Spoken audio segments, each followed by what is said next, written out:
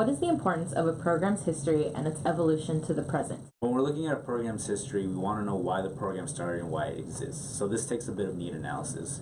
We're asking programs to reflect on their mission and goals and the services that they provide for their students, and why it is they do those specific things. So, for example, maybe they saw that Latino students in their institution or their community weren't completing degrees or accessing higher education at the same rate as their peers, and they felt that it was important for them to step in. So it's really identifying the reasons why the program is crucial to the advancement of Latinos in higher education.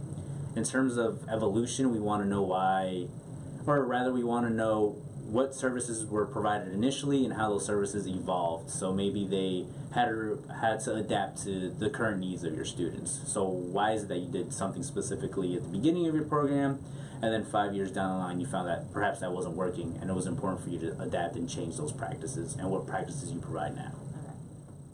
What should a program emphasize about the services they provide their students? While we are interested in the general services that they're providing students, we do want to know what a program does for Latino students specifically. So what are they providing that intentionally includes Latinos within their programming? And are they using culturally competent practices? So when we look at a program that serves all Latino students, we want to know what they're doing for them specifically, how the practices that they use is reflective of the student themselves. And at the same time, when we're looking at programs that serve a number of different students, what is it that they're doing for Latinos that's different from their general population?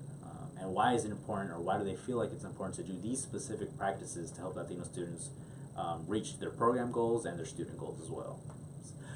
Overall, we want to know three things: why your program started, what your program does, and how you're intentional in including Latino students. By providing your program's history, we get an understanding of why your program exists. By sharing practices, we learn what your program does. And by highlighting how Latinos are an important part of your program, you show us that you're intentional in serving them. When telling program success stories, it's important to always maintain alignment, so we do ask that you reflect back on your mission and goals when telling this part of your program story.